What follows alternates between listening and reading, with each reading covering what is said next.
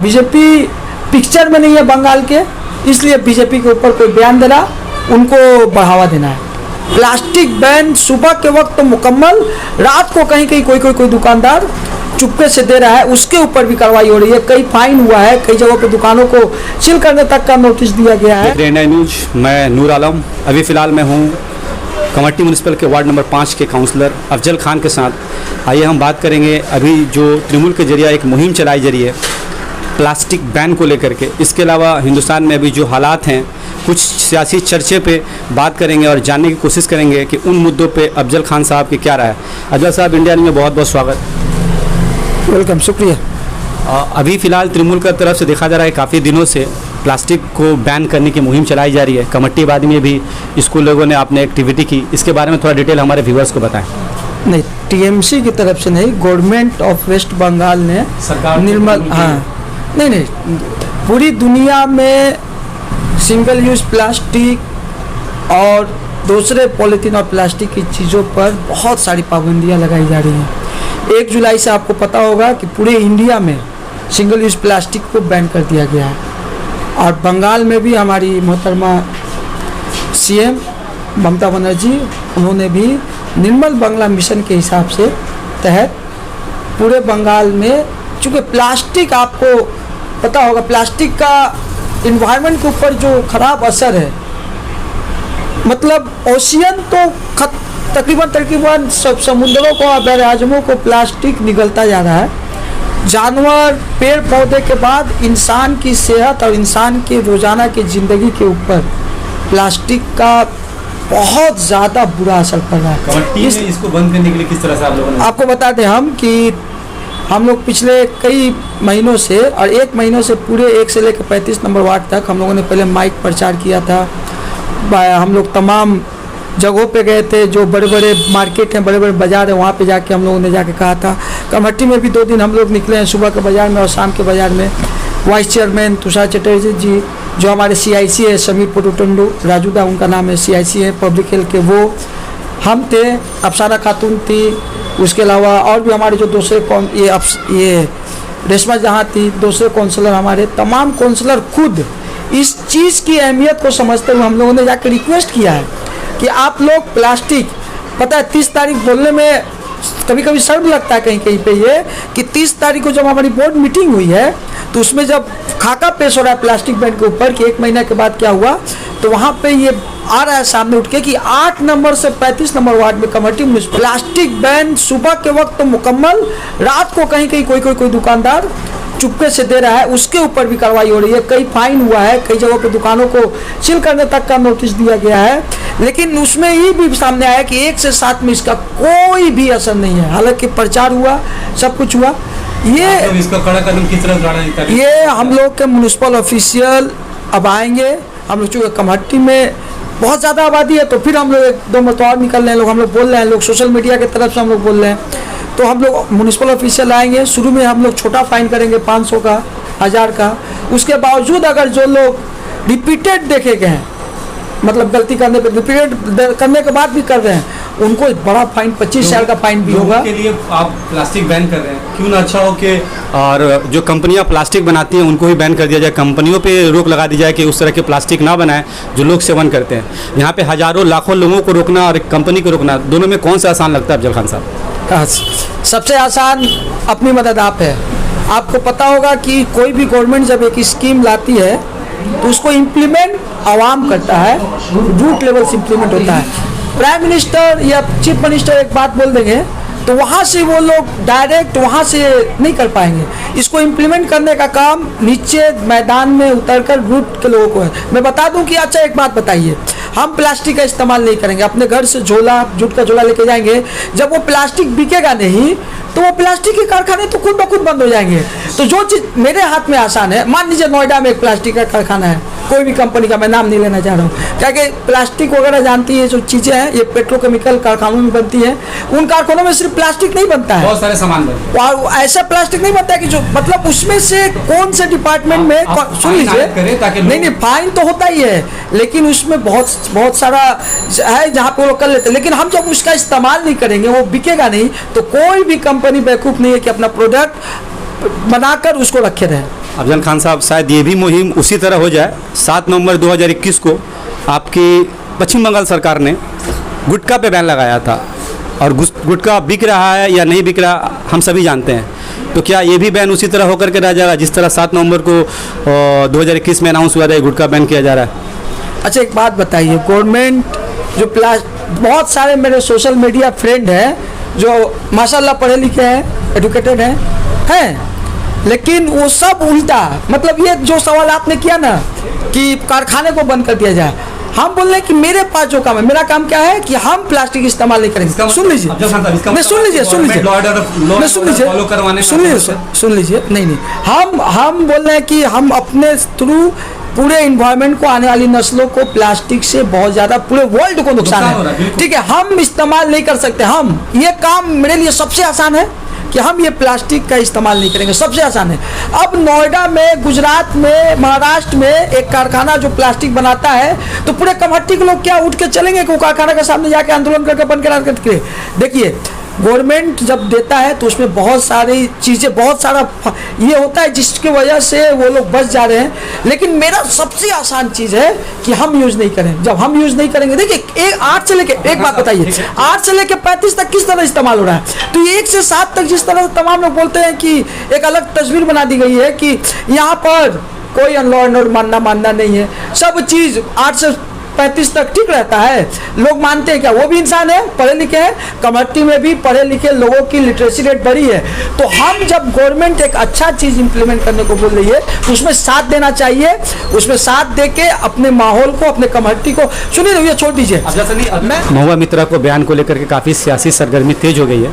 महुआ मित्रा ने अपने तौर पर एक बयान दिया कि मेरे हिसाब से लगता है कि जो गॉडेस काली हैं वो मांस प्रेमी है, और इसके अलावा शराब के भी वो एक्सेप्ट करती है। जो जिस तरह से उनका बयान था, उस बयान को काफ़ी उछाल मारा गया, सियासी हलचल है। तृणमूल सरकार के खिलाफ बीजेपी ने रैली भी निकाला, इवन बीजेपी ने और मांग भी की है कि उनको पार्टी से निकाल दिया जाए महुआ मित्रा को।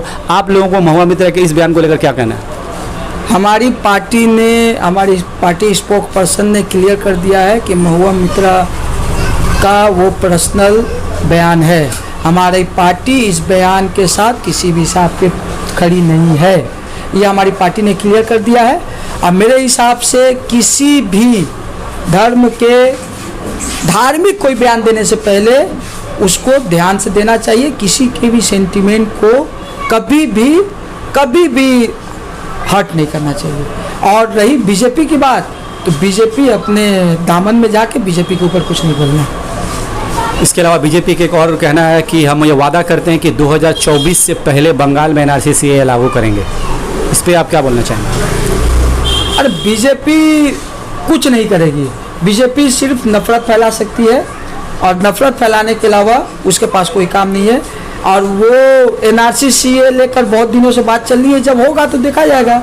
वो लोग यहाँ के कुछ वोटर जो हमारे यहाँ पे ये क्या नाम मथुआ वोटर हमारे हैं भाई, उनको सिर्फ उनका वोट लेने के लिए 2019 में ये सब लाया गया था। और जहाँ पे आसाम में जहाँ पे ज़रूरत थी, जहाँ पे हाई कोर्ट, सुप्रीम कोर्ट ने ऑर्डर दिया था, वहाँ पर तो अभी लागू नहीं हुआ सही से। तो बंगाल की बात छोड़िए ना। अभी फ़िलहाल जैसा देखा जा रहा है कि तृणमूल पूरे जोरों शोर से हर जगहों से 21 जुलाई की तैयारी कर रही है। इस ऐतिहासिक 21 जुलाई के मौके पर आप क्या कहना चाहेंगे? आज भी हम लोग का कमहट्टी म्यूनसिपल में जो नजरुल मंच है, वहाँ पर TMC youth, TMC students wing, महिला विंग्स का ये 21 जुलाई को सामने रख के यहाँ के जो हमारे MLA कोऑर्डिनेटर हैं श्री सोम मित्रा साहब, उनके नेतृत्व में एक मीटिंग, बड़ी मीटिंग हुई। उसमें हमारे MLA साहब मदन मित्रा, यहाँ के जो दमदम और यहाँ के बैरकपुर के जो हमारे यहाँ ऑर्गेनाइजेशन सीक्रेट प्रेसिडेंट हैं, नैहट्टी के MLA पातो भौमिक, पास के MLA हमारे पानीहट्टी के निर्मल घोष साहब, MP साहब आए हुए थे, हमारे सुगत राय साहब, तमाम लोग थे। उत्साह है, हम लोगों का ये लक्ष्य है। और उस दिन 112 कमेटी, हर कमेटी से जाने वाले हर एक TMC कर्मी के और सपोर्टर के, मानने वालों के कपड़े पे 112 कमेटी रहेगा। श्री मदन मित्रा साहब ने कहा है कि हम लोग कमहट्टी से इतनी तादाद में जाएंगे धर्मतल्ला कि मोहतरमा ममता बनर्जी वहाँ से एक बार कमहट्टी का नाम लेने पे मजबूर हो जाए। इतनी तादाद में हम लोग जाने वाले हैं। एक और कमट्टी आबादी वालों के लिए खुशी की बात हुई है कि गुज़श्ता कल ये इन्फॉर्मेशन मिला, Kamarhatti union collegiate high school जो क्लास 10 तक था, अभी उसको हायर सेकेंडरी की मंजूरी दे दी गई है। तो बहैसियत एज ए टीचर आप क्या कहेंगे इस मौके पर कमट्टी वालों को?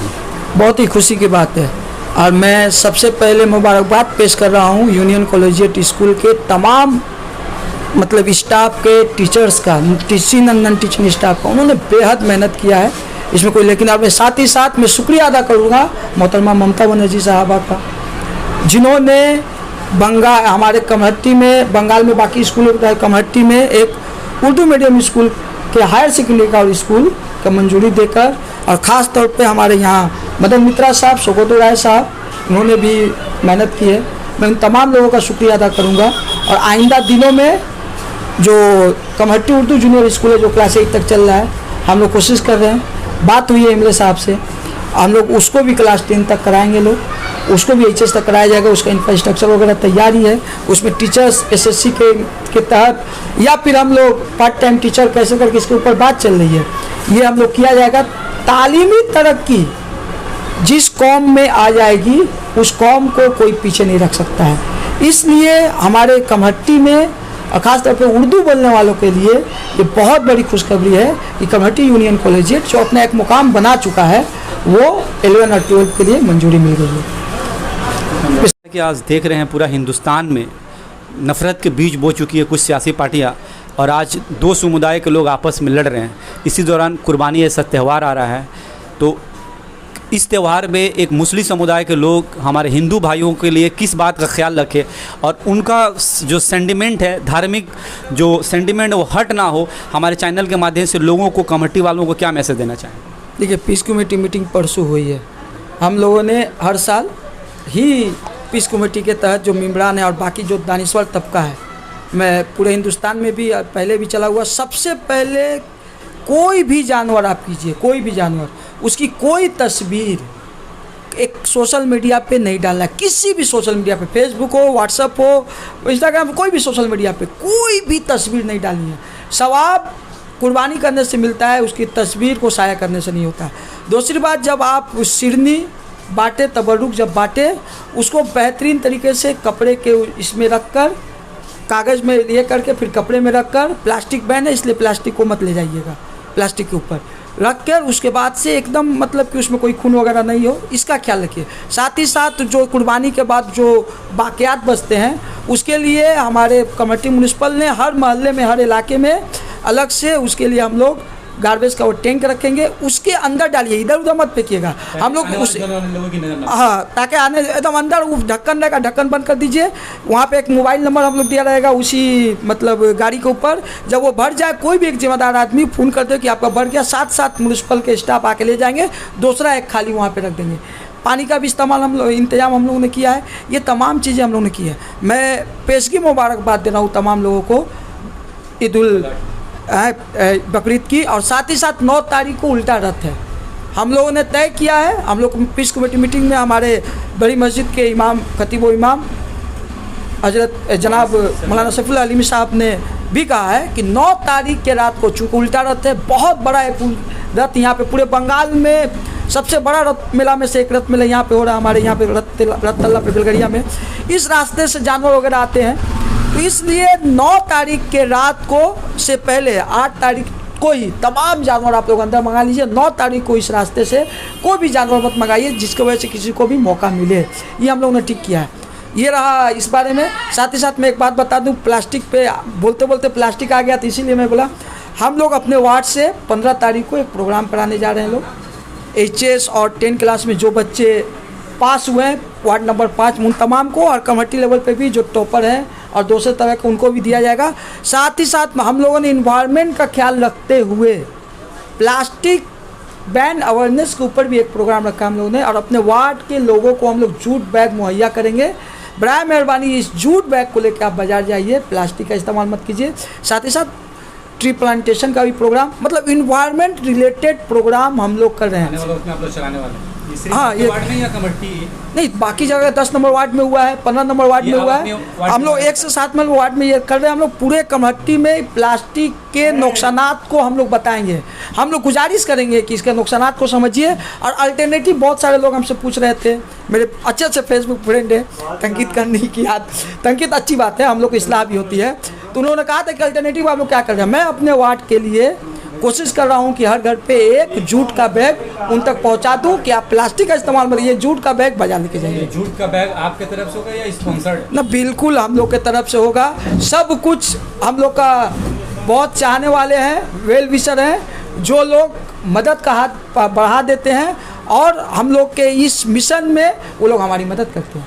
उन वेल विशरों का नाम भी होगा? नहीं, वेल विशरों का नाम नहीं होता। वेल विशर सिर्फ वेल विशर होते हैं। इंडिया आई न्यूज़ में आप सभी का स्वागत है।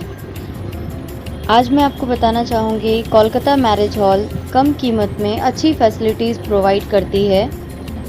एंगेजमेंट, शादी ब्याह व दीगर मामलों के लिए कोलकाता मैरिज हॉल बुक करें।